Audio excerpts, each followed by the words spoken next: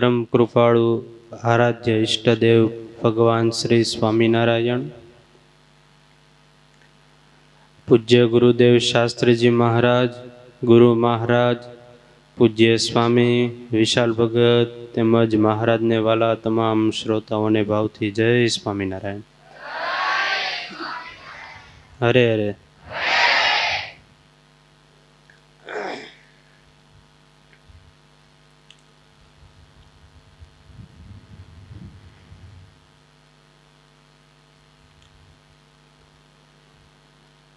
આપણે ગ્રંથરાજ શ્રી હરિચરિત્રામૃત સાગર એમનું શ્રવણ કરી રહ્યા છીએ.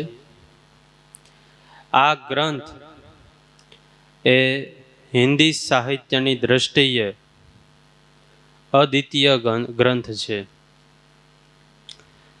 સદગુરુ આધારાનંદ સ્વામીએ આ ગ્રંથમાં આજ્ઞા, ઉપાસના તથા મોક્ષના પાયારૂપ એવા ધર્મ, ભક્તિ, જ્ઞાન અને વૈરાગ્ય તથા મહારાજનો મહિમા, સંતો ભક્તોનો મહિમા તેમજ કુસંગ અને દંભનું ખંડન અને સત્સંગનું મંડન એ સ્વામીએ આ ગ્રંથમાં વારે વારે કર્યું છે. આ ગ્રંથથી જીવન જીવવાનો અને મોક્ષનો દ્વાર એ સ્પષ્ટ રીતે બધાને જણાય આવે છે. જેમ સપ્તરંગી મેઘધનુષ એ આકાશને શોભાવે, ઘરેણા જેમ શરીરને શોભાવે, તેમ આ શ્રી હરિચરિત્રામૃત સાગર ગ્રંથ એનું પઠન અને મનન એ હજારોના હૈયાને શોભાવે એવું છે. આ ગ્રંથમાં દોહા, છંદ અને ચોપાઈઓ એ ગૂંથાયેલા છે. તેમજ ધર્મ, જ્ઞાન, વૈરાગ્ય અને પરાભક્તિના પૂર એ આ ગ્રંથની અંદર વહે છે. મહિમા, દિવ્ય ભાવ, સ્નેહ, સમર્પણ, ગુણગ્રાહી દ્રષ્ટિ તથા આંતરખોજના તરંગો તો વારંવાર આ ગ્રંથમાં રેલાઈ રહ્યા છે. મહારાજની વિશાળ જીવનગાથાને વર્ણવતો અને મહારાજના તમામ નાના મોટા તમામે તમામ ચરિત્રોને અવગાહન કરાવતો આ દિવ્ય ગ્રંથ છે. આ ગ્રંથ માત્ર આકારથી જ વિશાળ છે એમ નહીં, પણ સાથે સાથે સમયના સમાજની રચના, ઐતિહાસિક ઘટના અને લોકની રીત રિવાજને પણ ત્રાદ્રશ્ય કરી આપે છે. તેમજ જીવન મૂલ્યોને બદલી આપે એવો આ જીવંત બોધ એ આ ગ્રંથની અંદર આપણને વારંવાર અમૃતની પેઠે જોવા મળે છે. બીજું, આ ગ્રંથમાં અનેક જીવન પરિવર્તન કરવાની અને ભગવાન અને સાચા સંતોના કૃપાપાત્ર બનવાની અગમ્ય શક્તિઓ એ આમાં સમાયેલી છે. ભારતની રાષ્ટ્રીય ભાષામાં લખાયેલો આ ગ્રંથ ખરેખર રાષ્ટ્રીય એકતા, સાંપ્રદાયિક એકતા અને ભક્તોને અને ભગવાન વચ્ચેની આંતરિક એકતા એને જોડતો એક મહાન સેતુ છે. ત્યારે આવો આ શ્રી હરિચરિત્રામૃત ગ્રંથમાં આપણે પ્રવેશ કરીએ. આજે પૂર પહેલું અને એમાં પણ તરંગ પહેલું. આધારાનંદ સ્વામીએ શરૂઆતમાં અદ્ભુત મહારાજનું મંગળાચરણ કર્યું છે.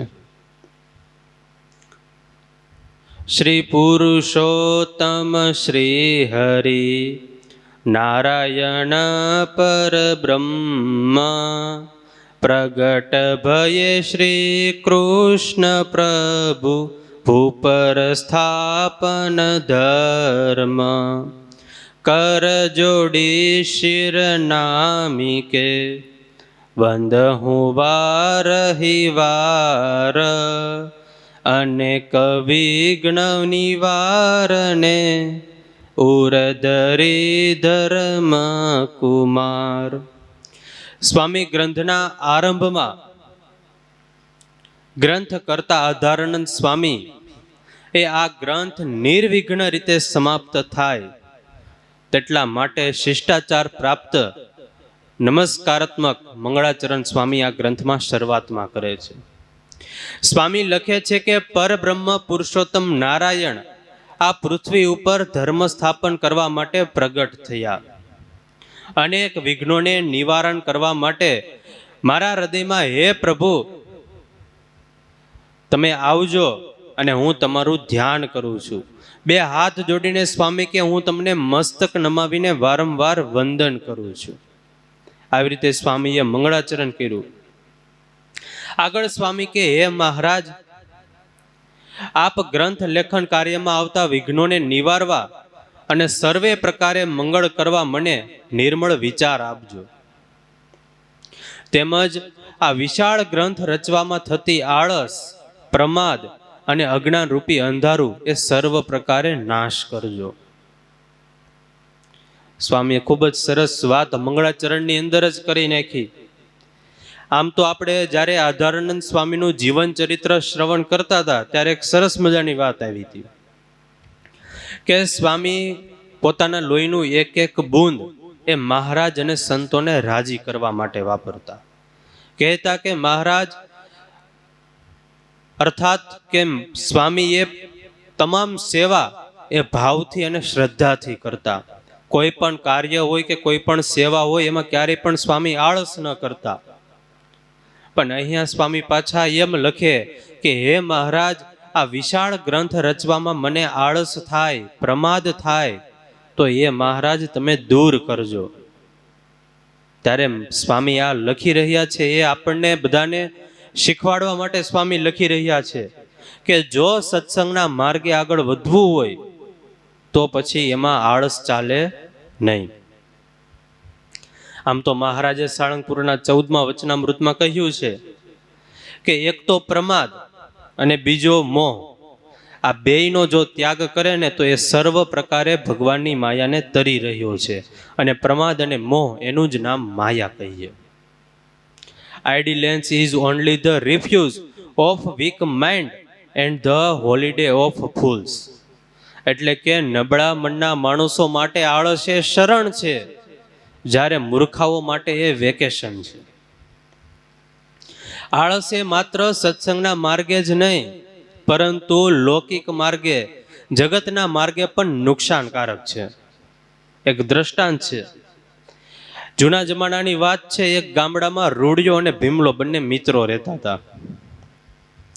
બંને મિત્રો નજીકમાં રહેતા હશે. બંનેના ઘરની વચ્ચે બહુ અંતર નહીં, નજીકમાં બંને ઘરો, અને બંને માલ ઢોર ગાય ભેંસો રાખતા.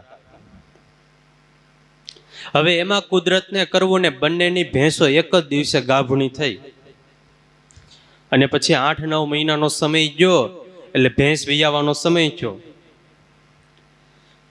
રૂડિયાને તો ગળા સુધી વિશ્વાસ હતો, ખાતરી હતી કે મારી ભેંસને તો પાડી જ આવવાની છે.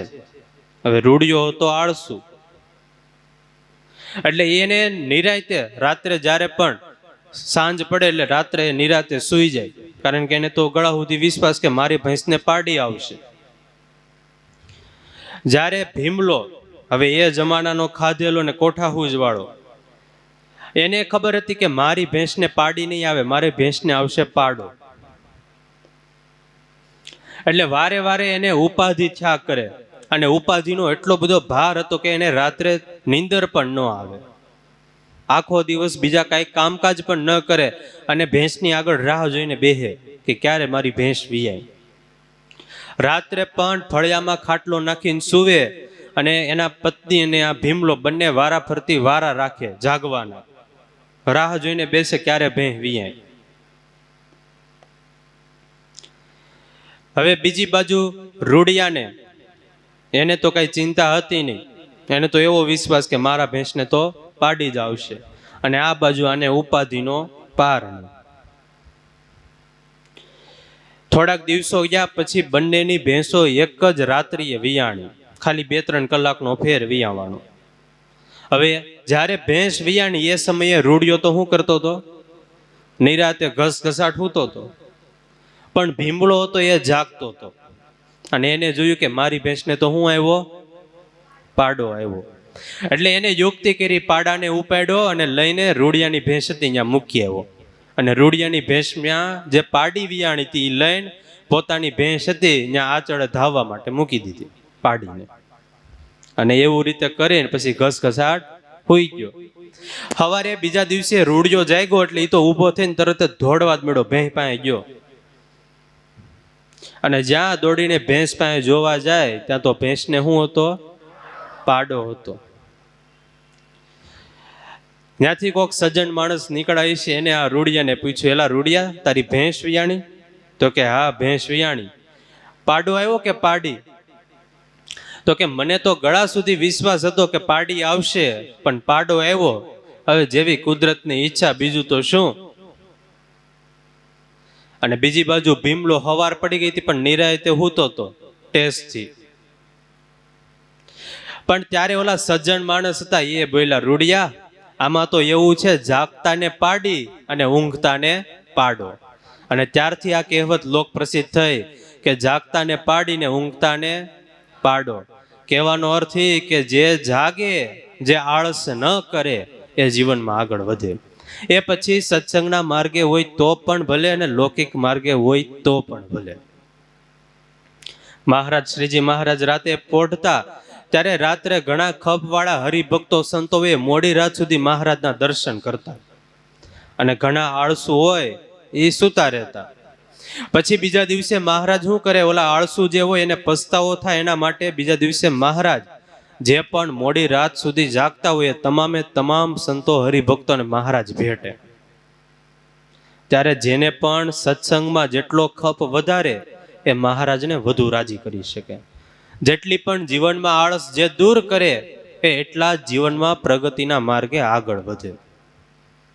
ત્યારે આધારાનંદ સ્વામી આગળ લખે છે કે હે મહારાજ, આ ગ્રંથ રચવામાં કાંઈ પણ આળસ પ્રમાદ થાય તો એ મહારાજ તમે દૂર કરજો. સ્વામી કે સાતેય સાગર જેટલી સાય કેરી હોય, વનમાં રહેલા તમામ વૃક્ષ વનસ્પતિની બની શકે એટલી કલમો કરી હોય, અને વિશાળ ભૂમિ જેટલો કાગળ કર્યો હોય, તો પણ મહારાજ તમારા હું નિરંતર ગુણ લેખા કરું ને તો પણ તમારા ગુણનો કોઈ પાર જ ન આવે. તમારા ગુણો કોઈ દી પૂરા જ ન થાય, એટલા બધા તમારામાં ગુણો છે. મહારાજ આપણા ચરિત્રો તો અપાર છે. જે કવિની જેટલી બુદ્ધિ ચાલે એટલા એ પ્રમાણે તમારા ચરિત્રો લખે છે. પણ મહારાજ હજારો કવિઓ ભેગા થાય અને હજારો કવિઓ કહેવા લાગે ને તો પણ તમારા ચરિત્રનો કોઈ પાર પામતા નથી. તો સ્વામી કે પછી મારા જેવા કવિની બુદ્ધિ તો શું પોગી શકે તમારા ચરિત્રમાં. આવી રીતે સ્વામી એ વાત કરે છે. સ્વામી આગળ કહે કે મહારાજના દત્તપુત્ર આચાર્ય શ્રી રઘુવીરજી મહારાજે રાત્રિ દિવસ જેમને મહારાજને રાજી કરવાની રુચિ છે એવા મહારાજ શ્રીએ મને મહારાજના ચરિત્ર લખવાની આજ્ઞા કરી. શ્રીજી મહારાજના દત્તપુત્ર આચાર્ય શ્રી રઘુવીરજી મહારાજ એટલે મહારાજના નાના ભાઈ ઈચ્છારામભાઈ અને એના ચોથા પુત્ર એટલા રઘુવીરજી મહારાજ કે જેમને મહારાજ ધામમાં ગયા એની પહેલા આપણા સંપ્રદાયમાં વડતાલ દેશની ગાદી મહારાજે જેમને સોંપી એ આ રઘુવીરજી મહારાજ. રઘુવીરજી મહારાજના જીવનમાં આત્મનિષ્ઠા, પ્રતિવર્તાપણું અને દાસપણું આ બધા મૂલ્યો ખૂબ જ જોવા મળતા. અને મહારાજ શ્રીને સંતોનો મહિમા તો ખૂબ જ હતો, જે આપણે મહારાજ શ્રીના જીવનમાંથી શીખવા જેવું છે. વડતાલમાં એક સ્વામી 3 દિવસથી બીમાર છે, તાવ આવતો હોય છે. અને રાત્રે મહારાજ શ્રી ઊભા થયા એટલે જોયું કે પેલા સ્વામીને હવે તાવ સારો થઈ ગયો છે. એટલે મહારાજ શ્રી સ્વામી પાસે ગયા ને કીધું કે સ્વામી, તમને હવે જો તાવ સારો થઈ ગયો હોય ને શરીરે સારું હોય તો કંઈક ખાવાની ઈચ્છા હોય, જમવાની ઈચ્છા હોય તો બોલો, તો હું વ્યવસ્થા કરી દઉં. તો સ્વામી કે મારે રોટલો ખાવો છે. તો મહારાજ શ્રી પોતાનો જ્યાં પણ ઉતારો હતો ત્યાં ગયા, પોતે હાથે રોટલો બનાવ્યો, અથાણું લીધું અને લઈને સ્વામી પાસે અથાણું ને રોટલો બંને વસ્તુ સ્વામીને આપી અને સ્વામી જમ્યા. પોતે આચાર્ય મહારાજના સ્થાને છે, ખાલી એક વખત આજ્ઞા કરે તો કેટલા બધા સંતો સેવા માટે તો તત્પર હોય, તૈયાર થઈ જાય, આજ્ઞાને સ્વીકારી લઈને સેવા કરવા મળે. તેમ છતાં પણ મહારાજ શ્રી પોતે જાતે ગયા, રોટલો ઘેડ્યો અને પેલા સ્વામીને જમાડ્યો.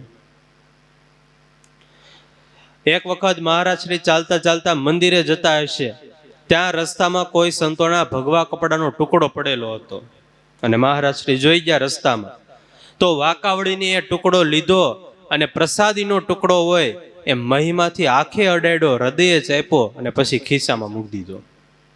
ત્યારે કેટલો બધો આચાર્ય મહારાજને સંતોનો મહિમા હશે. આમ તો બધાને ખબર નહીં હોય, પણ સંતો જે દીક્ષા લઈને એ આચાર્ય મહારાજ પાસેથી દીક્ષા લઈ ત્યારે એ સાધુ થઈ શકે, ત્યાં સુધી સાધુ પણ ન થઈ શકે. ત્યારે એ લેવલના વ્યક્તિ આચાર્ય મહારાજ ગાદીના સ્થાને કહેવાય, તેમ છતાં પણ એને સંતોનો મહિમા હતો. ત્યારે આધારાનંદ સ્વામી લખે કે મહારાજ શ્રીને ચરિત્ર સાંભળવાની બહુ જ રુચિ છે અને મહારાજ શ્રી દર વર્ષે 2-3 મહિનાનો સમય કાઢીને ગુણાતીતાનંદ સ્વામી પાસે જાતા. કયા મહારાજ શ્રી? આચાર્ય મહારાજ રઘુવીરજી મહારાજની વાત ચાલે છે, નકર મહારાજ શ્રીમાં ઘણા એમ કે શ્રીજી મહારાજ, પણ રઘુવીરજી મહારાજની વાત ચાલે છે. એ રઘુવીરજી મહારાજ દર વર્ષે 2-3 મહિનાનો સમય કાઢીને જુનાગઢ સદગુરુ ગુણાતીતાનંદ સ્વામી પાસે જતા અને સત્સંગ કથા વાર્તાનો લાભ લેતા. અને સંત સમાગમનો કથા વાર્તાનો ખપ અંદરથી કેટલો બધો હશે કે પોતે જાતે રસોઈ કરતા, ખીચડી બનાવતા અને ગાયે ગા ખીચડી ઝડપથી બનાવીને જમી લેતા ને પાછા ટાઈમે કથા વાર્તામાં પહોંચી જતા. નહીતર એ મહારાજ શ્રી છે ને સંતોને ખાલી આજ્ઞા કરી દે કે તમે બનાવી નાખજો, તો અવનવી સંતો વાનગી બનાવે, રસોઈ બનાવે, પણ એમ નહીં. પોતે જાતે બનાવે, પાછા ખાલી સિમ્પલ સાદું ખીચડી બનાવી નાખે, એટલે ઝડપથી બની પણ જાય ને ઝડપથી જમાઈ પણ જાય અને પાછા ઝડપથી જે પણ વિધિ હોય એ પતાવી ટાઈમે કથા વાર્તામાં પહોંચી જાય. ત્યારે આ બધા મૂલ્યો એ મહારાજ શ્રીના જીવનમાંથી શીખવા જેવા છે. આમ તો ગુણાતીતાનંદ સ્વામીએ પોતાની વાતોમાં લખ્યું છે, એક તો ભગવાનની આજ્ઞા, બીજું સંતનું સ્વરૂપ અને ત્રીજું ભગવાનનું સ્વરૂપ. આ 3 વસ્તુ જેનામાં આવી જાય એના ઉપર ભગવાન રાજી ને રાજી, એને બે ધન્ય છે, એવું રીતે ગુણાતીતાનંદ સ્વામીએ પોતાની વાતોમાં લખ્યું. ત્યારે આ ત્રણેય મૂલ્યો એ મહારાજ શ્રીના જીવનમાં મૂર્તિમંત જોવા મળતા. બીજું, શ્રીજી મહારાજ પણ કથા વાર્તા સાંભળવામાં ખૂબ જ રુચિ ધરાવતા હતા. પ્રાગજી પુરાણી કે નિષ્કળાનંદ સ્વામી કથા વાંચવાનું ચાલુ કરે એની પહેલા તો મહારાજ આવીને બેસી જાય. આપણે ઘણા એવા હોય સભા પૂરી થવા આવે ત્યારે આવે પ્રસાદ માટે, ઘણા એવું હોય કે સભા પૂરી થાય તે છેલ્લે આપણે મોઢું દેખાડી દઈએ તો બધાને એમ થાય કે આવ્યા. પણ ખુદ શ્રીજી મહારાજ કથા વચાતી હોય, હજી વાંચવાની ચાલુ થાય એની પહેલા તો મહારાજ આવીને બેસી ગયા હોય, આખી કથા સાંભળે. અને એવા દ્રષ્ટાંત પણ છે કે એક વખત મહારાજે 7 વખત ઉપરા ઉપરી ભગવાને કથા સાંભળેલી છે, એવું પણ મહારાજના જીવનમાં છે. ત્યારે સત શાસ્ત્ર વ્યસનાય નમઃ, શ્રીજી મહારાજ તો એવા કથા રસિક હતા, કથા સાંભળતા હોય તો મહારાજ આમ આમ ડોલતા જાય અને હરે હરે શબ્દ બોલતા જાય. કથા સાંભળવા માટે મહારાજ આસન ઉપર બેઠા હોય તો કથા સાંભળતા જાય ને આમ નજીક નજીક ધીરે ધીરે ખસતા જાય વ્યાસપીઠની બાજુમાં. અને કથા સાંભળવાની પૂરી થાય પછી ક્યારેક જમવા જાય ઠાકોર જમાડવા માટે, તો કથાનો એટલો બધો વેગ લાગી ગયો હોય કે જમતા જમતા પણ હરે હરે બોલી જાય. ત્યારે મહારાજને પણ, શ્રીજી મહારાજને પણ કથા ખૂબ જ ગમતી. ત્યારે આધારાનંદ સ્વામી આગળ લખે કે રઘુવીરજી મહારાજે મને મહારાજના ચરિત્રો લખવામાં કૃપાપાત્ર સમજીને આ હરિચરિત્રામૃત ગ્રંથ નામના ગ્રંથ લખવાની મને આજ્ઞા કરી અને એના વચનથી જ સ્વામી કે હું આ વિશાળ ગ્રંથ લખી રહ્યો છું. હરિ કે ચરિત્ર બહુત રસાલા, સો કહત ભયે મોહન વિશાલા. સ્વામી કે હરિના ચરિત્ર છે તો ખૂબ જ રસ ભર્યા છે, રસાળ છે. તે કહેવામાં સ્વામી કે મને અંદરથી આનંદ આવે છે. અને જે પણ કોઈ મનુષ્ય મહારાજના ચરિત્ર કહે છે અથવા તો ભાવથી સાંભળે છે તો સ્વામી કે એને ક્યારે પણ ભાવ ભટકન રહેતો નથી. એટલે કે ક્યારે પણ એને લખ 84માં ફરવું પડતું નથી. એનો ભગવાન મોક્ષ કરી દે છે, ભગવાન એને પોતાનું ધામ આપી દે છે.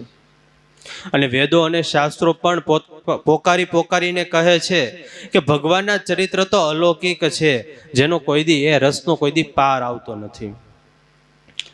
દૂસરી રતિ મમ કથા પ્રસંગા, ભગવાન કે નવદા ભક્તિમાંથી બીજી ભક્તિ એ મારે કથામાં પ્રીતિ છે. આમ તો ગઢપુરમાં મહારાજે એક વખત એક પ્રશ્ન કરેલો. પેલું ભગવાનનું અખંડ ધ્યાન કરવું, બીજું આત્મરૂપે વર્તવું, ત્રીજું માંદાની સેવા કરવી અને ચોથી વાતો કરવી. આપણે ક્લાસમાં વાતો કરી એ વાતો નહીં, ભગવાનની વાતો કરવી, ઉપદેશની વાતો કરવી, સત્સંગની વાતો કરવી. આ ચાર વસ્તુ ફરીથી કહું છું, તમને પ્રશ્ન પૂછું છું. પેલું ભગવાનનું અખંડ ધ્યાન કરવું, આત્મરૂપે વર્તવું, ત્રીજું માંદાની સેવા કરવી અને ચોથું વાતો કરવી. આ ચાર વસ્તુમાંથી કયું શ્રેષ્ઠ સાધન છે? આ ભગવાને પ્રશ્ન કર્યો. તમને શું લાગે? વાતો કરવી ગામની. એક ભાઈ કે મહારાજ ધ્યાન કરવું સૌથી કઠણ, કારણ કે આંખું બંધ કરીને બેહવું પડે ને એમાં, એટલે એ કઠણ. ત્યાં બીજા કે નહીં મહારાજ, માંદાની સેવા કરવી એ કઠણ, કારણ કે માંદાની આખો દિવસ સેવા કરવી, ટાઈમે ટાઈમે બધું પોગાડવું, એ તો કઠણ છે, શ્રેષ્ઠ છે. ત્યાં ત્રીજા વ્યક્તિ કે મહારાજ આખો દિવસ આત્મરૂપે વર્તવું, આત્મભાવ રાખવો એ સૌથી કઠણ. મહારાજે મુક્તાનંદ સ્વામીને પૂછ્યું, સ્વામી તમે કયો આ ચાર સાધનમાંથી કયું શ્રેષ્ઠ સાધન? મુક્તાનંદ સ્વામી કે મહારાજ ધ્યાન કરવું સૌથી શ્રેષ્ઠ. મહારાજ કે નહીં, સાંભળો સ્વામી, આ ચાર સાધનમાં ધ્યાન કરવું, આત્મરૂપે વર્તવું અને માંદાની સેવા કરવી, આ ત્રણેય સાધન એવા છે કે જેમાં મુમુક્ષુ માત્ર પોતાનું કલ્યાણ કરી શકે. પણ વાતો કરવી કે ઉપદેશ કરવો, આ એક સાધન એવું છે કે જેમાં પોતાનું પણ કલ્યાણ થાય અને સામેવાળા બીજા વ્યક્તિ હોય એનું પણ કલ્યાણ થાય. માટે આ વાતો કરવી, ભગવાનની કથા કરવી એ શ્રેષ્ઠ સાધન છે. આવી રીતે મહારાજે પણ કથા વાર્તાને મુખ્ય ગણાવી છે.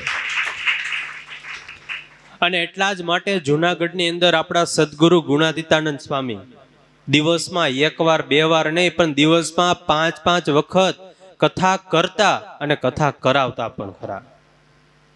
ત્યારે ભગવાનના ચરિત્ર દ્વારા જે કામ આ વ્યાસ ગાદી કરી શકે ને, એ કામ તો રાજગાદી પણ ન કરી શકે. એક સત્ય ઘટના પ્રસંગ બની ગયેલો મુંબઈની અંદર રામાયણની કથા ચાલતી હતી અને ઉત્તરની પણ દક્ષિણ ભારતના એક ભાઈ એ આ કથામાં આવ્યા. કથામાં આવીને રડતા રડતા જે પણ વક્તા હતા એની પાસે ગયા અને વક્તાને કીધું કે હું આ રામકથામાં આવ્યો, એમાં મેં ભરત ચરિત્ર સાંભળ્યું. ભરત ચરિત્ર એટલે કે રામ ભગવાનના ભાઈ ભરત હતા એનું ચરિત્ર. તો કે આ ભરત ચરિત્ર સાંભળ્યા પછી મારા હૃદયનો ભાવ એકદમ પલટાઈ ગયો છે. મારા ભાઈની મારો ફ્લેટ મુંબઈની અંદર છે, એ મારા ભાઈએ પચાવી પાડ્યો તો મારી પાસેથી, અને એ ફ્લેટ એના કોર્ટમાં દાવા માટે હું અહીંયા મુંબઈ આવ્યો હતો. પણ મેં જ્યારથી આ ભરત ચરિત્ર સાંભળ્યું, તમારી કથા સાંભળી, ત્યારથી મારું હૃદય પરિવર્તન થઈ ગયું. અને મને વિચાર આવ્યો કે જો ભરત અને રામ આ બંને એકબીજાને માટે આખા રાજ્ય જતા કરી શકતા હોય, તો હું મારા ભાઈ માટે ફ્લેટ જતો ન કરી શકું. ત્યારે આ કથાનો પ્રતાપ છે, ભગવાનના ચરિત્રનો પ્રતાપ આ છે કે જે કામ રાજગાદી ન કરી શકે એ કામ આ વ્યાસ ગાદી કરીને બતાવે. અને સારા ઘણા વ્યક્તિઓ, મોટા પૈસાવાળા વ્યક્તિઓ હોય કે જેના પરિવારમાં સંપ ન હોય, કુટુંબમાં સંપ ન હોય, સુખ ન હોય, શાંતિ ન હોય, તો એ કામ આ ભગવાનના ચરિત્રોએ કરીને બતાવ્યું છે.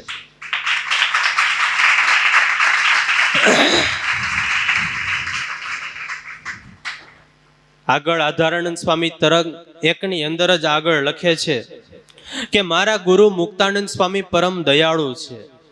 તેમણે કૃપા કરીને મને જેવા ચરિત્ર કહ્યા છે તેવા જ રૂપમાં તેની કૃપાથી આ ચરિત્ર લખી રહ્યો છું.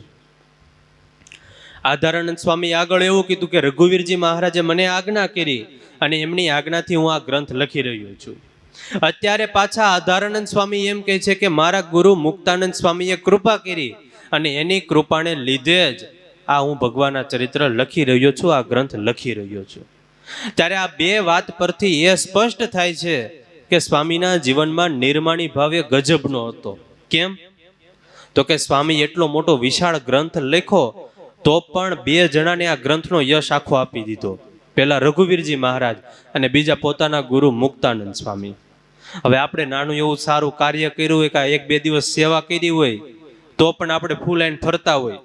અહીંયા તો સ્વામીએ એવડો મોટો વિશાળ ગ્રંથ લખ્યો છે, તેમ છતાં પણ આખા ગ્રંથનો યશ એ રઘુવીરજી મહારાજ અને પોતાના ગુરુ મુક્તાનંદ સ્વામીને આપી દીધો. આમ તો મહારાજે ગઢડા પ્રથમના 56માં વચનામૃતમાં લખ્યું છે કે નિર્માણી ભક્ત એ સૌથી શ્રેષ્ઠ ભક્ત છે. અને વચનામૃતની અંદર જ મહારાજે લખ્યું કે ક્યાં માન રાખવું અને કોની આગળ માન ન રાખવું. મહારાજ કે કોઈ પરમેશ્વરનું કે સંતનું ઘસાતું બોલતું હોય ને તો ત્યાં માન રાખવું જોઈએ.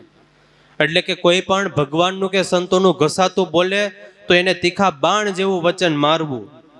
પણ મહારાજ આગળ એ પણ કહે કે ભગવાન અને સાચા સંતની આગળ તો માન ન રાખવું, ત્યાં તો નિર્માણીપણે રહેવું, દાસના દાસ સેવક થઈને રહેવું. આવી રીતે મહારાજે વચનામૃતમાં વાત કરી છે. આપણા નંદ સંતો કેટલા બધા સામર્થ્ય વાળા હતા, સંકલ્પ કરે ત્યાં થઈ જાય બધું, પણ તેમ છતાં પણ આખી જિંદગી નિર્માણીપણે રહ્યા. આમ તો નિષ્કુળાનંદ સ્વામીએ નિષ્કુળાનંદ કાવ્યમાં વચન સિદ્ધિમાં લખ્યું છે, દેહધારી દુઃખી માણથી નિર્માણી રે સુખી સદાય, વિઘન રહે એથી વેગળા વળી કષ્ટ ના આવે કાંઈ. સ્વામી કે દેહધારી હોય ને એ હંમેશા મનથી દુઃખી થાય, જ્યારે જે પણ જીવનમાં નિર્માણી હોય એ હંમેશા સુખી થાય. નિર્માણી હોય એનાથી વિઘ્ન દૂર રહે, એની પાસે ક્યારે પણ દુઃખ ન આવે, ક્યારે પણ કષ્ટ ન આવે. હવે જેમની વાતો સાંભળવાથી બ્રહ્મરૂપ થઈ જવાય એવા સદગુરુ ગુણાતીતાનંદ સ્વામીને મળવા માટે તરણેતરના મહંત આવ્યા. જે સમયે મહંત આવ્યા સ્વામીને મળવા માટે ગુણાતીતાનંદ સ્વામીને, એ સમયે ગુણાતીતાનંદ સ્વામી મંદિર વાળતા હતા. એટલે મહંતે આવીને કીધું મારે ગુણાતીતાનંદ સ્વામીને મળવું છે. એટલે સ્વામી કે તમે સભા મંડપમાં બેસો, હમણાં ત્યાં તમને આવીને મળશે. હવે મહંતને ખબર નહીં કે આ જે વાળે છે એ જ ગુણાતીતાનંદ સ્વામી છે.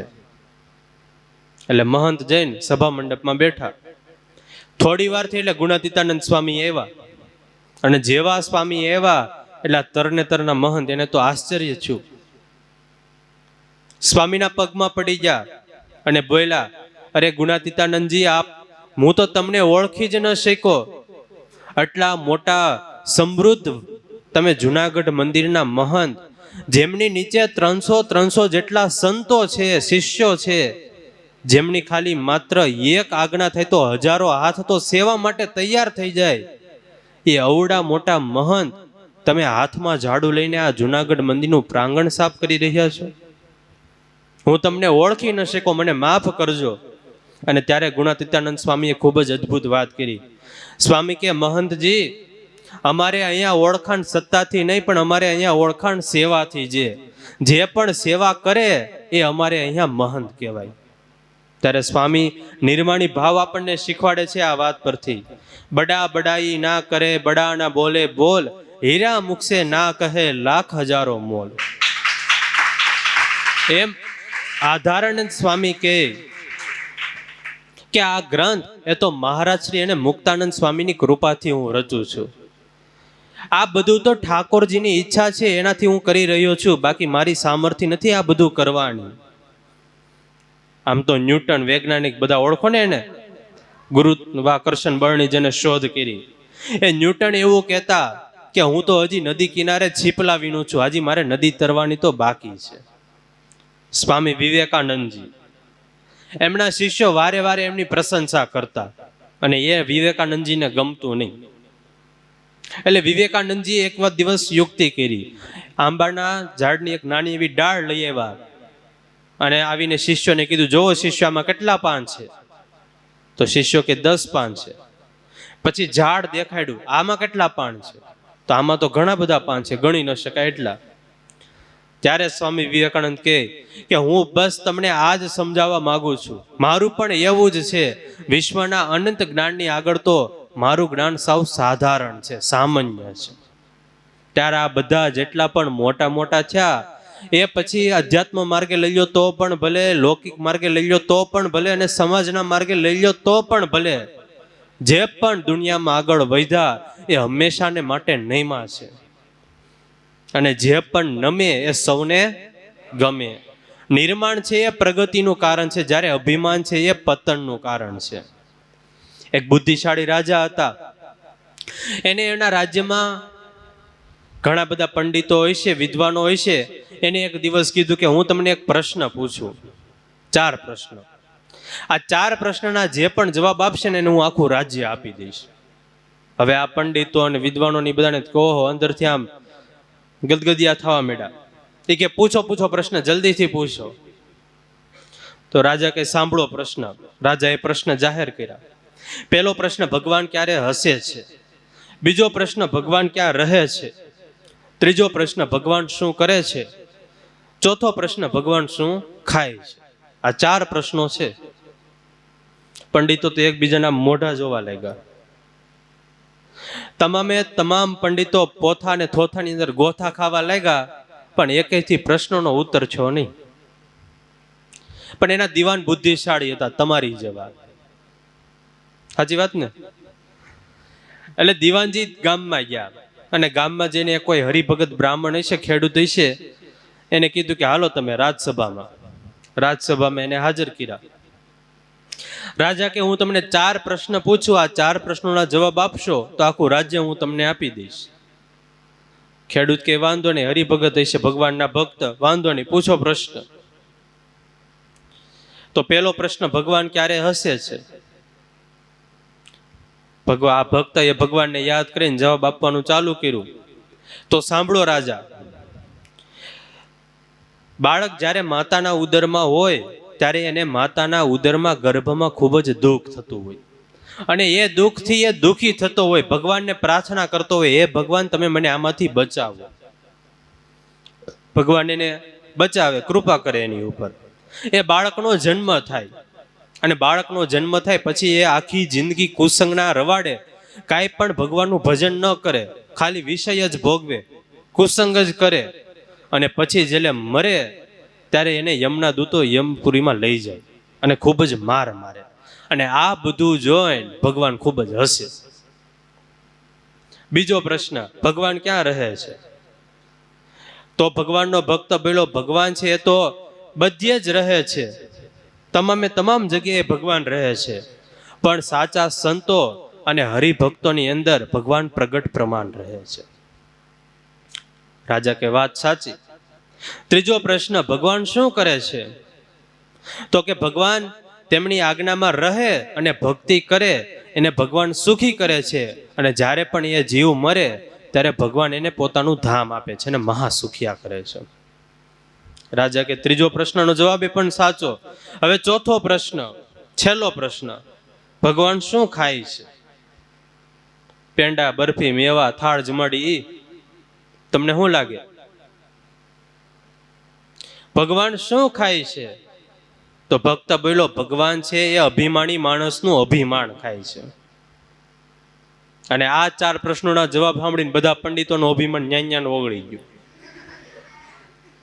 લખ્યું છે શાસ્ત્રોમાં, ગર્વ સર્વ સુખ નાશકાર છે, ગર્વ માહી દુઃખ તો અપાર છે, ગર્વ વાણ તૃણ તુલ્ય થાય છે, ગર્વ ગંજન શ્રી હરિ ગણાય છે.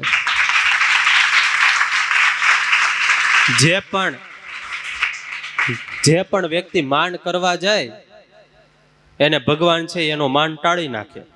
ગર્વ ગંજન હરિ ગણાય, એટલે કે એનું ગર્વ અભિમાન એ ભગવાન તોડી નાખે, ઉતારી નાખે.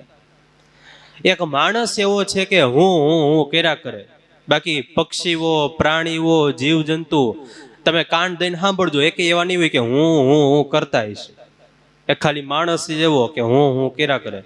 અને હું તમે આમ હરણનો હો જોવો તો કેટલા બધા તો એમાં વળાંક આવે ને. મરશું ત્યારે પરમેશ્વર પહેલું પૂછશે, કોઈનું સુખ દુઃખ પૂછ્યું તું? દર્દ ભરેલી આ દુનિયામાં તે કોઈનું આંસુ લૂછ્યું તું? તેદી ગેંગે ફેફે કરતો કહેશે હે હે હે. આ કબૂતરોનું ઘૂ ઘૂ ઘૂ, ચકલા ઉંદર ચૂ ચૂ ચૂ, કોયલ કુંજે કુ કુ કુ, પણ આ ઘુવડ સમો ઘૂઘવાટો કરતો માણસ એક બોલે હું.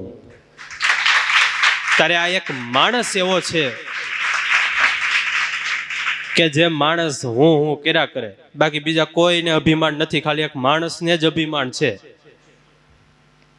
ત્યારે નિર્માણ એ પ્રગતિનું કારણ છે અને અભિમાન એ પતનનું કારણ છે. આધારાનંદ સ્વામી આગળ લખે છે, કે મહારાજે અનેક જીવનો ઉદ્ધાર કરવા માટે, પોતાનું વચન સત્ય કરવા માટે તથા અનેક ને સુખી કરવા માટે ભગવાન આ પૃથ્વી ઉપર પધાર્યા. અનેક મુક્તોને પોતાની સાથે ભગવાન આ પૃથ્વી ઉપર લાવ્યા. ભગવાને હરિભક્તોને સુખી કરવા માટે અચળ ટેક ધારી હતી. મહારાજ જ્યારે ધરતી ઉપર આવ્યા ત્યારે અનેક મુક્તોને સાથે લાવ્યા હતા, અનેક ભક્તોને સાથે લાવ્યા હતા, અનેક સંતોને સાથે લાવ્યા હતા. મહારાજ ધર્મદેવ અને ભક્તિ દેવી એના પરિવારને પણ ભગવાન સાથે લઈને આવ્યા હતા. અને હવે સ્વામી સરસ મજાની વાત કરે છે. સ્વામી કે મહાકરુણા રસ ભર્યા એવા તરબોળ અને મહાશક્તિશાળી એવા મહારાજ અનેક મુક્તો, ભક્તો અને સંતોને સાથે લાવ્યા. તો શા માટે સાથે લાવ્યા? તો સ્વામી કે કળયુગમાં પોતાના ભક્તજનોને ઉપર ભગવાને અતિશય મોટી કરુણા કરી અને આ કરુણાના ફળ સ્વરૂપે ભગવાન સંતો, ભક્તો, મુક્તોને સાથે લાવ્યા હતા. મહારાજે, સ્વામીએ મહારાજને એક વિશેષણ આપ્યું છે અને એ વિશેષણ છે કરુણા રસથી તરબોળ. અતિશય કરુણા ભર્યા. કેટલી બધી કરુણા છે મહારાજના જીવનમાં, જોઈએ આપણે ચરિત્રો દ્વારા. 21 વર્ષના સહજાનંદ સ્વામી, એને ગુરુ રામાનંદ સ્વામીએ જ્યારે ઉદ્ધવ સંપ્રદાયની ગાદી સોંપી ત્યારે કીધું કે તમે અમારી પાસેથી કંઈક માગો, વરદાન માગો. આમ તો માગવાની વાત આવે ત્યારે માણસ ક્યારે મોડા પડે નહીં. આમ તો એક અંધ ભક્ત હતા, એને એમ થયું કે હું તપ કરીને ભગવાનને રાજી કરું અને ભગવાન પાસેથી વરદાન માગું. એટલે ભગવાનનું ખૂબ જ તપ કર્યું અને તપથી ભગવાન રાજી થયા. ભગવાન કે માગો માગો, જે પણ જોઈએ એ માગો, તમને આપું. પણ એક જ વરદાન મળશે, બીજું મળશે નહીં. ભગત કે કાંઈ વાંધો નહીં, આપણે એક જ જોઈએ છે, તો માગો વરદાન. તો કે મારા વચલા દીકરાની વહુને વચ્ચેના માળે સોનાની ગોળીએ હું છાસ વલોવતી જો. હવે હતા કેવા? અંધ. એક તો અંધ હતા ને વાંઢા હતા. તો સૌથી પહેલા તો પોતાના લગ્ન થાય એ માગી લીધું. પછી વચ્ચેના દીકરાની વહુને, એટલે કે 3 દીકરા માગ્યા ને 3ના લગ્ન થઈ જાય એ પણ માગી લીધું. વચ્ચેના માળે 3 માળનું મકાન માગી લીધું. સોનાની ગોળીએ છાશ. હવે સોનાની ગોળીએ છાશ ક્યારે ફરે? એટલી બધી સમૃદ્ધિ હોય તો સમૃદ્ધિ પણ માગી લીધી. અને પાછો કે હું જોઉં, આંખે માગી લીધી. કાંઈ બાકી રાખ્યું? ત્યારે માણસ માત્ર જે પણ માગે છે એ સ્વાર્થનું માગે છે, સ્વાર્થનો વિચાર કરે છે. પણ 21 વર્ષના સહજાનંદ સ્વામીને ગુરુ રામાનંદ સ્વામીએ કીધું કે માગો, અમારી પાસેથી વરદાન માગો. અને ત્યારે ભગવાને પોતાના ભક્તજનો માટે અદ્ભુત માગણી કરી. મહારાજ કહે, સ્વામી મને પહેલું વરદાન એ આપો કે મારો જે આશ્રિત થાય, મારો જે સત્સંગી થાય, એને અંતકાળે એક વીછીનું દુઃખ આવવાનું હોય ને તો મહારાજ કે મને રૂવાડે રૂવાડે કરોડ વીછીનું દુઃખ આવે, પણ મારો ભક્ત ક્યારેય દુઃખી ન થાય. જેમ માખણમાંથી મોવાળો કાઢીએ એમ મારા ભક્તોનો જીવ દેહમાંથી નીકળી જાય અને મારા ધામને પામે. સ્વામી મને બીજું વરદાન એ આપો કે મારો જે પણ સત્સંગી થાય, મારો જે પણ આશ્રિત થાય, એના ભાગ્યમાં રામ પાતર લખ્યું હોય, કહેતા કે ભિક્ષા માગવાનું લખ્યું હોય, તો ભગવાન કે એ મને આવે, પણ મારો ભક્ત ક્યારેય અન્ન, ધન અને વસ્ત્ર કરીને ક્યારેય દુઃખી ન થાય. ત્યારે ભગવાન કેટલા દયાળુ હશે, પોતાના ભક્તોના દુઃખ ભગવાને પોતે માગી લીધા. આવો ભગવાન આપણને ક્યાં મળે અત્યારે? બંને વસ્તુ ભગવાને માગી લીધી. આ લોકનું પણ માગ્યું ને પરલોકનું પણ માગ્યું. જીવતા લાખના ને મર્યા પછી 1.25 લાખના. અને એટલે જ આજે લોકમાં કહેવત છે, સ્વામિનારાયણ સુખિયા બહુ. ત્યારે એ પ્રતાપ મહારાજે માગેલા વરદાનનો પ્રતાપ છે. મહારાજનું તો વચન છે, અમારો જે આશ્રિત થાય, અમારો જે સત્સંગી થાય, એને અમે પળે પળે એનું ધ્યાન રાખીએ છીએ. અમે દેહિક રીતે ક્યારે પણ એને દુઃખી નથી થવા દેતા. અન્ન, ધન, વસ્ત્ર કરીને ક્યારે એને દુઃખી થવા દેતા નથી. ભગવાને તો ત્યાં સુધીની ચેલેન્જ આપી કે અમારો જે સત્સંગી થાય, શિક્ષાપત્રી પ્રમાણે જીવન જીવે, સત્સંગના નિયમો પાળે, તો ભગવાન કે એને હું ઊણી આંચ પણ આવવા ન દઉં. ભગવાને આપણને આ તિલક ચાંદલો આપ્યો, કેટલો બધો માર્મિક છે. તિલક છે એ ભગવાનના બંને ચરણારવિંદની નિશાની છે. જ્યારે ચાંદલો છે એ શેનું પ્રતીક છે? લક્ષ્મીજીનું પ્રતીક છે. આજે ખાલી નારાયણ, ખાલી ભગવાન, કોરા નારાયણ આજે કોઈને નથી જોતા. એ તો નરસિંહ મહેતા, દાદા ખાચર, ગોવર્ધનભાઈ જેવા હોય કે જેને માત્ર ને માત્ર આ લોકનું જે થવું હોય એ થાય, બસ અમારે તો ખાલી ભગવાન ભજવા, ગરથ મારું ગોપી ચંદન ને તુલસી યમનો હાર. ખાલી લક્ષ્મીજી પણ કોઈને નથી જોતા. કેમ? તો કે ખાલી લક્ષ્મીજી જે નારાયણને શરણે ન હોય એ લક્ષ્મીજી કલુષિત માર્ગે લઈ જાય, અધપતન નોતરે. આપણે તો બંને વસ્તુ જોઈએ છે, અને ભગવાને પોતાના ભક્તોને બંને વસ્તુ દીધી. પોતાના ભક્તોને સુખી કરવા માટે વડતાલમાં લક્ષ્મીનારાયણ દેવની પ્રતિષ્ઠા કરી. ખાલી વડતાલમાં લક્ષ્મીનારાયણ દેવ પધરેવા એમ નહીં, પણ એક એક હરિભગતના કપાળની અંદર લક્ષ્મીનારાયણ દેવ પધરેવા. જે પશુ જીવન જીવતા હતા એ પશુ જીવન માનવમાંથી માનવ જીવન જીવતા કર્યા અને માનવમાંથી મહામાનવ કર્યા. ત્યારે ભગવાનને તો ત્યાં સુધીની ચેલેન્જ આપી કે અમારો જે આશ્રિત થાય, સત્સંગી થાય, એને અમે ઊણી આંચ પણ આવવા ન દઈએ. આ લોકની દ્રષ્ટિએ કોઈ દી અમે એને ખોટ ન પડવા દઈએ, એના ઘરના કોઠાર કોઈ દી અમે ખાલી ન થવા દઈએ. પણ ભગવાનના આશ્રિત થવું પડે, ભગવાનના સત્સંગી થવું પડે, ભગવાનના શરણે જવું પડે. અને ભગવાનના શરણે જઈએ એટલે તે દિવસથી ભગવાન આપણા માલિક અને આપણે એમના સેવક. ત્યારથી પડે પડે ઠાકોરજી આપણું ધ્યાન રાખે, એમના પરિવારની ચિંતા ઠાકોરજી કરે, એમના ધંધા બિઝનેસ વ્યવહારની ચિંતા ઠાકોરજી કરે. અમરેલી પાસેનું શલડી ગામ અને ત્યાંના કરશન ભગત ગોખરવાળા દીકરીને તેડવા માટે ગયા હશે અને રાત્રે પાછા ફરતા હતા, સાથે જોખમ. આવામાં રાત્રે જરા રવાના થવામાં મોડું થયું. અંદરથી ભગતને ભય છે કે ચોર લૂંટારા આવી ન જાય ને એમને લૂંટી ન જાય. અને જે ભય હતો એ જ થયું. તબડાક તબડાક તબડાક કરતા ઘોડાના અવાજ સંભળાણા અને પાછળથી પડકારો થયો, ખબરદાર છે જો એક પણ ડગલું આગળ માંડ્યું તો જે પણ કાંઈ માલ સામાન હોય એ આપી દો. ભગત કાંઈ પણ બોલવા વિચારવા જાય ને પેલા તો ગળે તલવાર આવી ગઈ. ભગવાને જે પણ માલ સામાન ઘરેણા હતું એ બધું આપી દીધું. સૈનિકોને હુકમ કર્યો, ભગતને પકડી લ્યો. ભગતને પકડી લીધા અને એના દીકરીને એવું કીધું કે જો તારે તારા બાપને જીવતો રાખવો હોય તો 4 દિવસની અંદર 800 રૂપિયા રોકડા ચૂકવી જજે અને તારા બાપને લઈ જજે. એમ કહીને દીકરીને છોડી દીધા. હવે ગીરના મધ્ય ભાગમાં રાવલ નદીના કાંઠે આ મહા લૂંટારો કાદુ મકરાણી એનું ત્યાં થાણું અને આ ભગતને પકડીને ત્યાં લાવ્યા. હવે આ કાદુ મકરાણી એનું ભાવનગર સરકાર સાથે બહારવટું. એટલે બહારવટીએ જતા જતા સૈનિકોને એટલું કહેતો ગયો કે સાંભળો સૈનિકો, જો 4 દિવસની અંદર આ ભગતને લેવા માટે કોઈ આવે તો છોડી દેજો, 800 રૂપિયા લઈ લેજો. અને જો 4 દિવસની અંદર કોઈ ન આવે તો તલવારથી જાનથી મારી નાખજો. એમ કહીને બહારવટીએ ગયો. હવે 1 દિવસ 2 દિવસ 3 દિવસ ભગત કઈ અણજણ લેતા નથી. સૈનિકોએ કીધું, એલા આવી રીતે તું કેટલા દિવસ ભૂખો તેરસો રહીશ, કાંઈક ખાઈ લે, મરી જઈશ ભૂખા ભૂખા. ભગત કે હું સ્વામિનારાયણ ભગવાનનો સત્સંગી છું, એમનો આશ્રિત છું. જ્યાં સુધી મારા પ્રભુની પૂજા ન થાય ને ત્યાં સુધી તો મારા માટે અંજળ હરામ છે. હું ત્યાં સુધી મારા મોઢામાં અંજળ ન મૂકું. અને આવી ટેક હોય તો ઠાકોરજી રક્ષા કરવા માટે આવે. પેલા સૈનિકો કે તું જમી લે, કાંઈક પાણી પી લે, નકર આવી રીતે ભૂખા ને ભૂખા મરી જઈશ.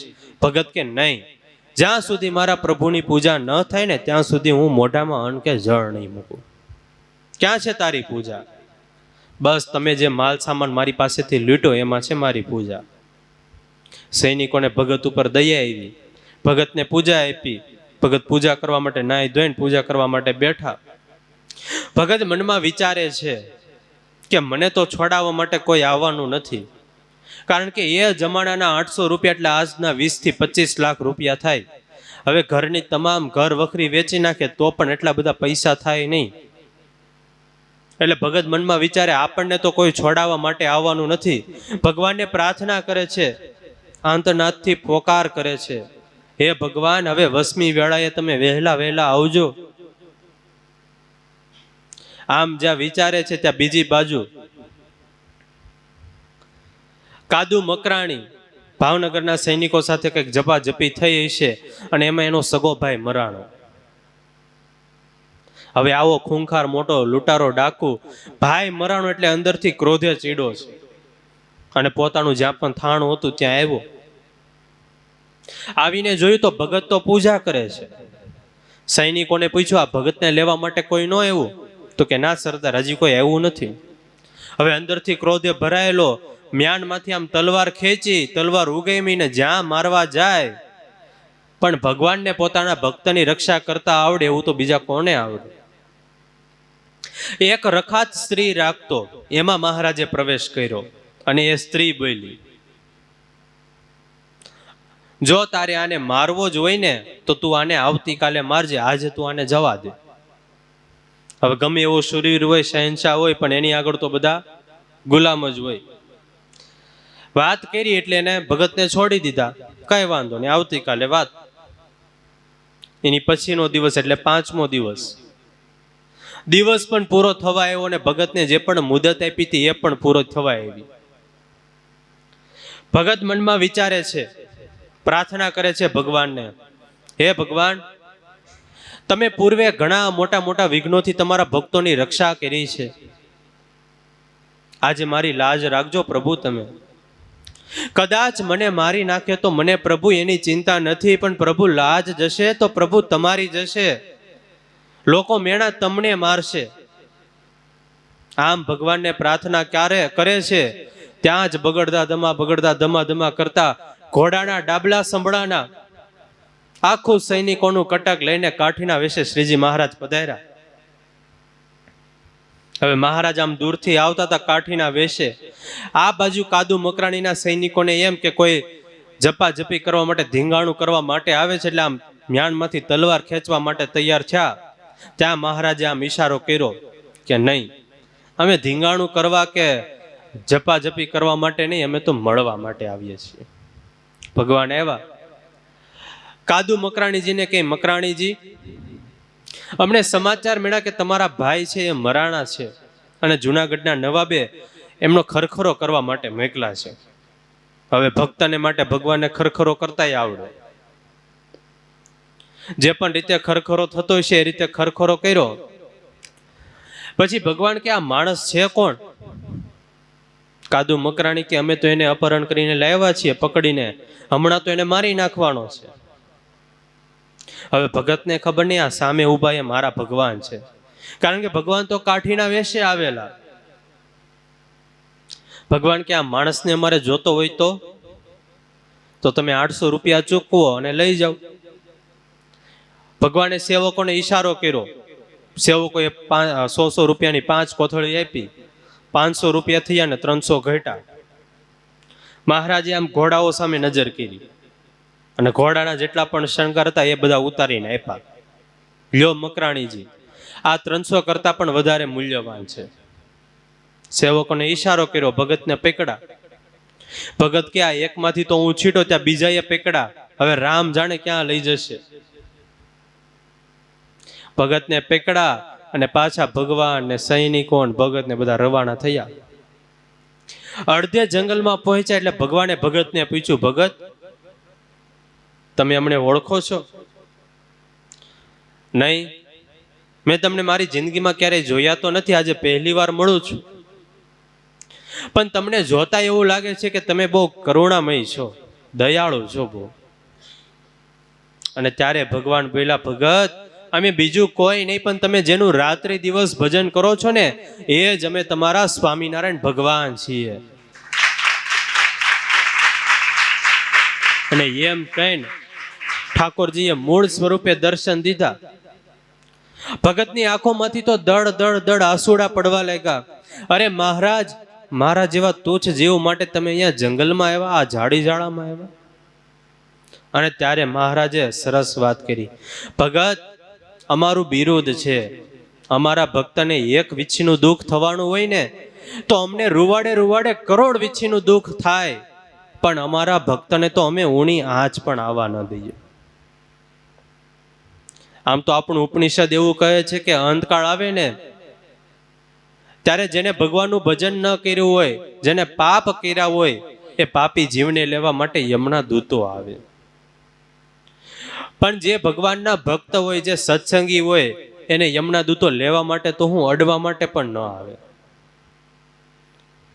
બીજા કોઈ વ્યક્તિને યમના દૂતો લેવા માટે આવ્યા હોય, પણ એની આજુબાજુ જો ભગવાનના ભક્ત હોય ને તો પણ એ બીજા વ્યક્તિને યમદૂતો લઈ ન જઈ શકે, આજુબાજુમાં ફરકે પણ નહીં.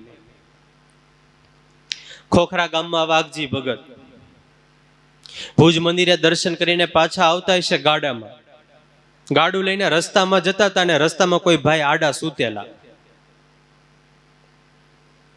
એટલે ભગતને મનમાં થયું કે આ રસ્તો રોકીને અત્યારે કોણ સૂતું હશે. એટલે પૂછ્યું, એલા ભલા માણસ, આમ આડે રસ્તે તું રસ્તો રોકીને સૂતો, જરા એક બાજુ સુવાય ને. એટલે પેલા ભાઈએ કીધું, ભગત હું બીમાર છું, મને તાવ આવે છે અને ચાલી શકાય એવી સ્થિતિ છે નહીં, એટલા માટે રસ્તે સૂતો છું. ભગત કે કયું ગામ? બસ જો આ સામે દેખાય પાવી ગામ. ભગતને દયા આવી, ભગત ગાડામાંથી નીચે ઉતરા. એ ભાઈ હતા એનું કાંડું જાયલું અને પકડીને ગાડામાં બેસાડ્યા. હવે એ ભાઈ હતા એનો અંતકાળ આવેલો અને યમના બે દૂતો એને લેવા માટે આવેલા. એ ગાડા પાછળ આવતા હતા. આમ તો ઘણા એવું કહેતા હોય કે આ સંતો, શાસ્ત્રો, ઉપનિષદો, વેદો બધા એમ કે યમના દૂતો હોય, સ્વર્ગ હોય, નરક હોય, અક્ષરધામ હોય, આવું કઈ થોડું હોય. પણ ઘુવાડે એમ કહે કે મેં મારી જિંદગીમાં અથવા અમારી 7 પેઢીમાં કોઈ સૂર્ય નથી જોયો અથવા તો સૂર્યની વાતો સાંભળી નથી, એટલે સૂર્ય ખોટો. તો હું એનાથી કઈ સૂર્ય ખોટો થઈ જાય? નહીં. એમ સત્ય સનાતન વસ્તુ છે ને તો આપણે એક દિવસ સ્વીકારવાની જ રહી. એ આપણે પછી માણીએ કે ન માણીએ, સાચી વસ્તુ છે એને ક્યારે પણ આપણે ખોટી કરી શકતા જ નથી. અને જેને યમના દૂતો લેવાય હોય ને એક વ્યક્તિને જ યમના દૂતો દેખાય, બીજા કૂતરાને દેખાય ને ત્રીજા બિલાડાને દેખાય. આ 3 સિવાય બીજું કોઈ જોઈ ન શકે. એટલે આ બે યમના દૂતો આમ હાથ ઘસતા ઘસતા પાછળ આવે છે, વિચારે છે કે આ ભાઈને જીવને લઈ જવો છે, ભગતના ગાડામાં બેઠો છે, પણ હવે આ ગાડાને અડવું કેમ? વિચાર તો કરો, જે ભગતના ગાડામાં બેઠો છે એ ભગત ખાલી સત્સંગી છે, તો પણ એ સત્સંગીના ગાડાને આ યમના દૂતો અડી શકતા નથી.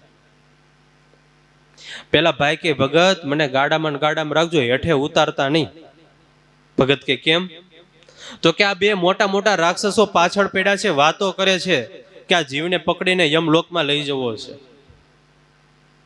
ભગત કે આવી રીતે આખી જિંદગી થોડું કઈ ગાડામાં રખાશે તને? તો ભગત આમાંથી કઈક છૂટવાનો ઉપાય બતાવો.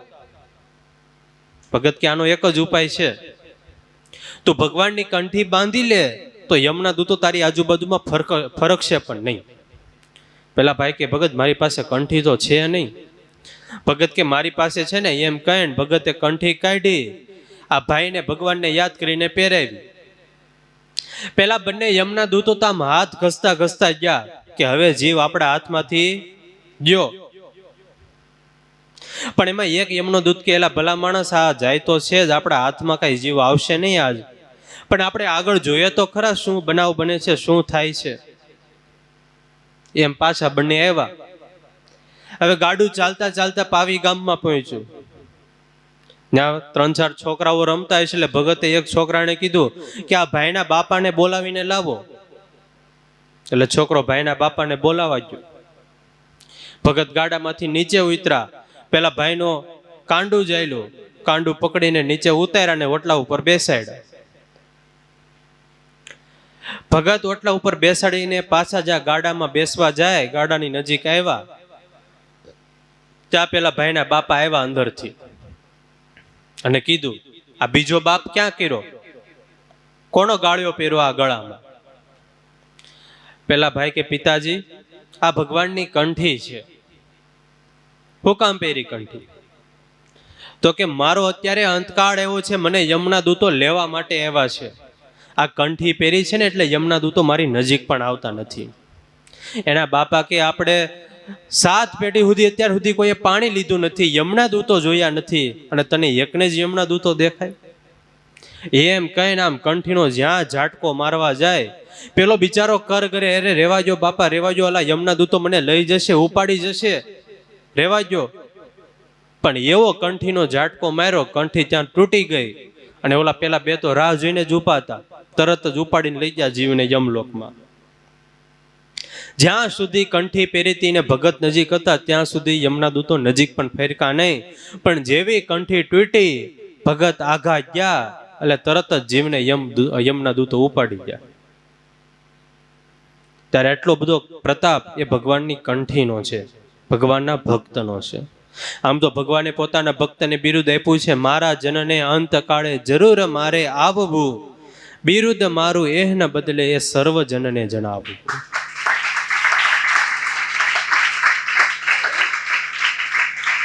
મહારાજ કે જે મારો ભક્ત થાય, સત્સંગી થાય, જેના ગળામાં મારી કંઠી હોય, એને કે ભગવાન કે હું અંતકાળે મારા ધામમાંથી તેડવા માટે આવું છું. પણ કહેવાય ને, જીવની અવળાનો કોઈ પાર નથી, અને ભગવાનની કરુણાનો કોઈ પાર નથી. ઓ કરુણાના કરનારા, તારી કરુણાનો કોઈ પાર નથી. ઓ કરુણાના કરનારા, તારી કરુણાનો કોઈ પાર નથી. ઓ કરુણાના કરનારા, તારી કરુણાનો કોઈ પાર નથી. મારા સંકટને હરનારા, તારી કરુણાનો કોઈ પાર નથી. મેં પાપ કર્યા છે ભૂલો તારી સેવા. મેં પાપ કર્યા છે ભૂલો તારી સેવા. મારી ભૂલો ના ભૂલનારા, તારી કરુણાનો કોઈ પાર નથી. હો કરુણાના કરનારા, તારી કરુણાનો કોઈ પાર નથી. છે ભક્તનો જીવન ઉદાસી, તારા શરણે લે અવિનાશી. છે ભક્તનો જીવન ઉદાસી, તારા શરણે લે અવિનાશી.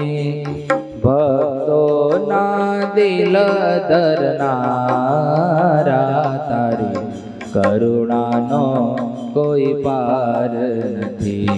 હો કરુણાના કરનારા, તારી કરુણાનો કોઈ પાર નથી. ભગવાન તો ખૂબ જ દયાળુ છે, ભક્ત વત્સલ છે. ભગવાન પોતાના ભક્તની રક્ષા માટે તૈયાર જ બેઠા છે. એક ગામની અંદર એક બેન, બહુ જ સારા સત્સંગી ભગવાનના, અચાનક તેમના પતિને કંઈક બીમારીનો રોગ થયો હોય છે, એટલે મૃત્યુ પામ્યા. એ બેનને કાંઈ પાછળ પરિવાર કે પુત્ર એવું કાંઈ નહીં, અને ઘણી બધી ધન સંપત્તિ અને માલ મિલકત હતી. એટલે બેનને વિચાર છો કે આ તમામે તમામ માલ મિલકત ધન સંપત્તિ લઈને મારા પિયરમાં જતી રહું, અને ત્યાં જઈને સુખેથી ભગવાનનું ભજન કરું. આમ નક્કી કરીને ગામના એક ખેડૂત હશે, એ ખેડૂતને બોલાવ્યા અને ગાડું ભાડે બાંધ્યું. ગાડાની અંદર બધી જ જે પણ માલ મિલકત સંપત્તિ ઘર વખરીનો સામાન બધો ગાડામાં ભર્યો, અને ગાડું ચાલતું જ. થોડે દૂર પહોંચ્યા એટલે આ ખેડૂતની બુદ્ધિ બગડી. એને વિચાર છો કે આ બેન એકલા છે, આજુબાજુમાં કોઈ છે નહીં. જો આને મારી નાખું ને તો આ તમામે તમામ ધન સંપત્તિ એ મારી થઈ જાય, મને મળી જાય. આમ નક્કી કરીને થોડી વાર થઈ ગાડું ઊભું રાખ્યું અને કુહાડી હાથમાં લીધી. કુહાડી હાથમાં લઈને નીચે ઉતરા ને પેલા બેનને દેખાડી. કીધું કે હમણાં આ કુહાડીથી તારું ગળું કાપી નાખીશ, તું મરી જાયશ, અને પછી આ જેટલી પણ ધન સંપત્તિ છે બધી મારી. એમ કહીને જોર જોરથી હસવા લાગ્યા. પેલા બેને હાથ જોડ્યા. અરે ભાઈ, તું મને જવા દે, રહેવા દે. હું ગરીબ છું, મારી પાસે બહુ એટલી બધી ધન સંપત્તિ પણ નથી, તું મને છોડી દે. તારે જો ધન સંપત્તિ જોતી હોય તો એક કામ કર, આના ચોથા ભાગની અથવા તો ત્રીજા ભાગની લઈ જા, પણ તું મને જવા દે. એવું લાગે તો તું અડધી તું લઈ જા, અડધી મારી પાસે રહેવા દે, અને તું મને છોડી દે. પેલો ખેડૂત કે નહીં. આ બેને ઘણી પ્રાર્થના કરી, કર કર્યા, પણ ખેડૂત એકનો બે ન થયો. પેલા બેન કે તું એક કામ કર, તું મને મારા પિયરમાં મૂકી જા, પછી આખું ગાડું ધન સંપત્તિ વાળું તું તારી ઘરે લઈ જજે, પણ તું મને જીવતી રહેવા દે. પેલો ખેડૂત કે હવે તો હું તને ક્યાંથી જીવતી રહેવા દઉં? તને જીવતી રાખું તો તું અત્યારે ગામમાં જઈને બધાને કહી દે, અને પછી તો મારે જેલમાં જવું પડે. એટલે હવે તું તારું મોઢું બંધ કર, બકવાસ બંધ કર, અને હું કહું એમ કર. ઓલા કુહાડી હાથમાં લીધી ને જ્યાં મારવા જાય ત્યાં પેલા બેન કે ભાઈ તું એક કામ કર, તું મારું મોઢું અને મારી આંખ આ બંનેને તું કાપડથી ઢાંકી દે, એટલે મારે આ બધું જોવું નહીં, પછી તું મને મારજે. પેલા ખેડૂતે કાપડ લીધું, આખું કાપડથી ઢાંકી દીધી ને મુખ ઢાંકી દીધું, અને જ્યાં કુહાડી આમ મારવા જાય ત્યાં કુહાડીમાંથી હાથો એમલમ રહી ગયો ને કુહાડી છટકીને ઝાડામાં જઈને પડી. હવે કાંટાળા ઝાડા છે, એમાં સાપ રહેતો તો ઝેરીલો. આને કુહાડી કાઢવા માટે હાથ નાખ્યો અને સાપે ડંસ માર્યો, અને ત્યાં આ ભાઈ ઓય બાપા કરીને મરી ગયા. પેલા બેન તો બીજી બાજુ એમલમ ઝાડ નીચે બેઠા છે. થોડી વાર થઈ એટલે ભગવાન પ્રગટ થયા શ્રીજી મહારાજ. બેનની આંખોમાંથી અને મોઢા ઉપરથી પટ્ટીઓ છેડી. મહારાજને જોઈને તો બેન રાજી થઈ ગયા, ને મહારાજને પ્રણામ કરવા લાગ્યા, દર્શન કરવા લાગ્યા. શ્રીજી મહારાજ કે તમને મારનાર તો ક્યારનો મરી ગયો, પણ તમે આવી રીતે એકલા અજાણી જગ્યાએ નીકળવું અમારી શિક્ષાપત્રીમાં આજ્ઞા છે, તમે નથી વાંચી? આવી રીતે મહારાજે મીઠો ઠપકો આપ્યો, અને પછી મહારાજ ગાડા ઉપર બેઠા, હાથમાં રાસ લીધી, અને ઠેઠી બેનના પિયર સુધી તેડીએ મૂકી ગયા, અને પછી મહારાજ અદ્રશ્ય થયા. આવા તો કેટલા બધા પ્રસંગો, હજારોની સંખ્યામાં પ્રસંગો આપણા સંપ્રદાયની અંદર છે.